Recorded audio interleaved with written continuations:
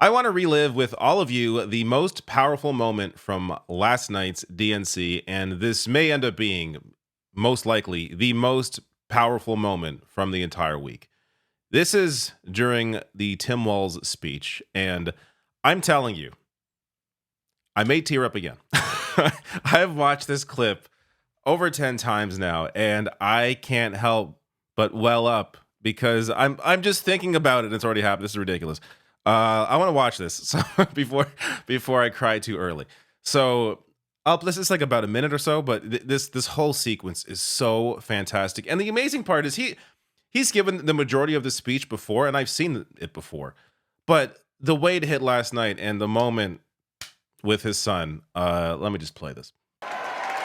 And we made sure that every kid in our state gets breakfast and lunch every day.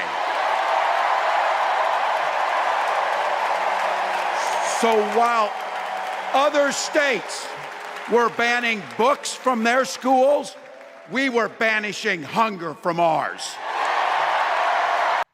So before we even get to the most powerful moment, look at the incredible framing and just, apart from the obvious amazing policy of passing free lunch and breakfast for kids at school, the framing of that, red states banning books, here I am banishing hunger, showing you the contrast in priorities.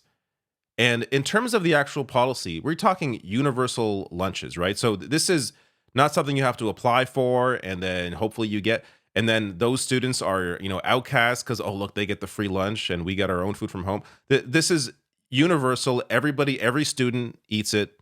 This is a policy that is not only obviously beneficial for hunger, but also helps to foster community.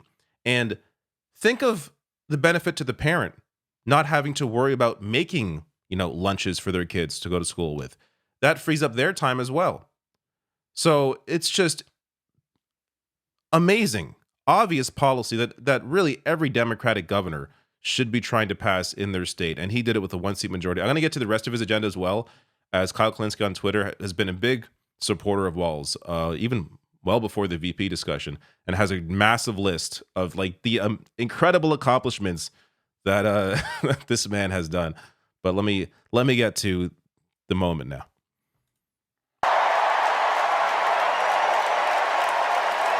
We also protected reproductive freedom because in Minnesota, we respect our neighbors and the personal choices they make. And even if we wouldn't make those same choices for ourselves, we've got a golden rule. Mind your own damn business.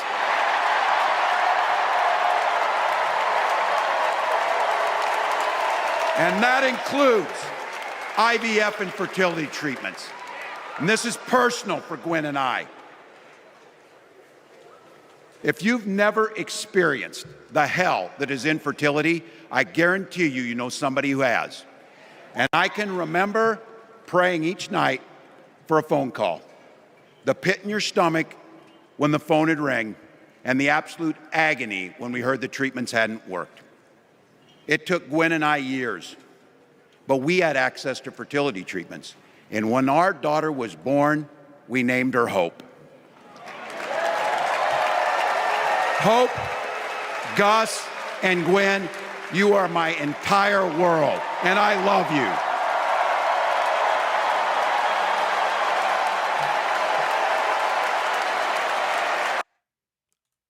I'm letting you in. I gotta pause there for a second. How goddamn beautiful is this moment? He's an amazing father when you have kids that love you like this. Like, can you imagine Don Jr. Trump giving his speech, and has he even mentioned he loves his kids? I don't know, maybe he has. But during his speech, oh, my kids, Don, Ivanka, the other two, you are my whole world. And then Don Jr. getting up there, I love you, Dad. That's my dad up there. Can you? Of course, that would never happen.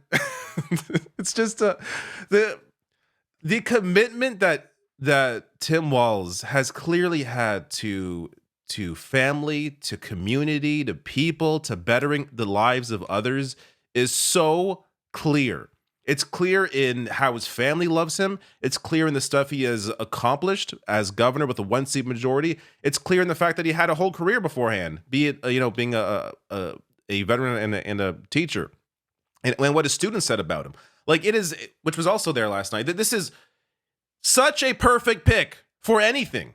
Like, this is the kind of person you want in a position of power in government. Someone who actually cares about people. And here he is, so close to the vice presidency. Not to mention, his net worth, this is according to Fortune, his net worth is apparently less than the average Americans. It's around like 330,000, less than the average Americans. Now, yes, he's in Minnesota. I'm sure cost of living is a bit lower than other states. But it shows you this is not someone who has prioritized their own wealth. He also apparently has no stocks, which is like practically unheard of when it comes to Congress people or anyone in government. So it's just, man, Kamala Harris made such a good decision here, and she also deserves credit for making this decision. Think of all the moneyed pressures that were around her to pick someone like Josh Shapiro, who mainstream media pressure for Josh Shapiro as well. There was a lot of pressure to pick Josh Shapiro, who's an incredibly polished politician. I'm sure he's accomplished things in Pennsylvania. I'm not saying he's, a terrible choice, but Tim Walz is someone who can actually connect to people. And I did a video yesterday on recent polling around his favorabilities.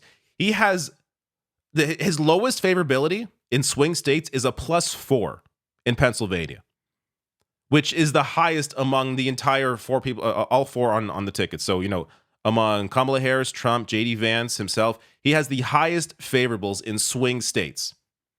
And that's also considering a lot of people haven't even heard of him yet. So this night he's going to be, more people are going to be more aware of him now. And I assume, based on this amazing speech, we'll come away with a largely positive impression of him. But this is someone who, VPs, you never really know how much it's really going to help the ticket. Because, again, they're not the president. But when you have J.D. Vance, who is so unliked, like terrible favorables, or I should say high unfavorables, and you have that compared to Tim Walz, who has high favorables, I believe the gap between them is about 30 points.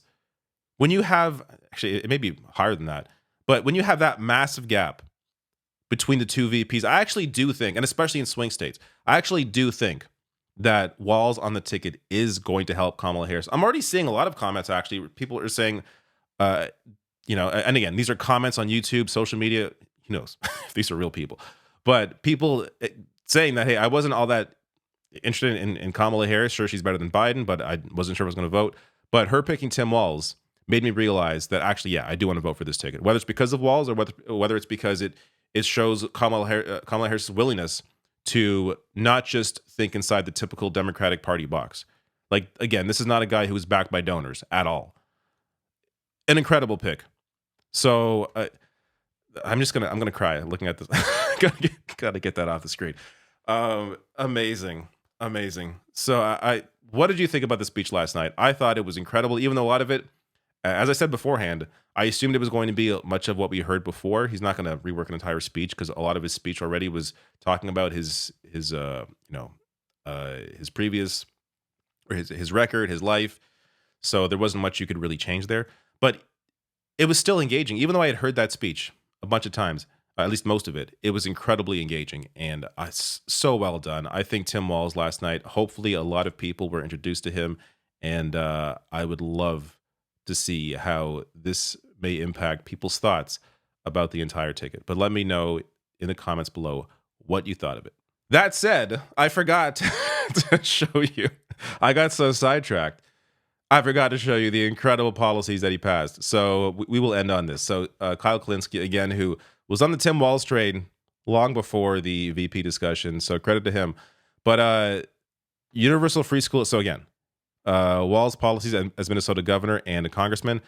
Universal free school breakfast, universal free school lunch, legal cannabis, carbon-free electricity by 2040, tax rebates for the working class up to $1,300, 12 weeks paid family leave, 12 weeks paid sick leave, banned gay conversion therapy, red flag laws for guns, universal background checks for guns, automatic voter registration, free public college under 80K, ban on forever chemicals, $2.2 billion increase in K-12 school funding, sectoral bargaining for nursing home workers, opposed Wall Street bailouts in 2008, voted against outsourcing deals, codified Roe v.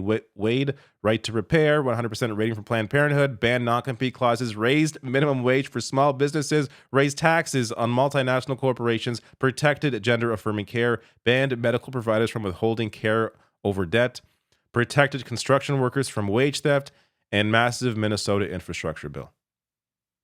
I will link to this below the video in case you want to reference this at any point, with friends and family.